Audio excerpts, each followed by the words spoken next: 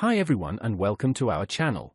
In today's video is about how to fix and restore desktop icon shortcut missing and not showing or working properly in Windows 11, 10, 8 and 7.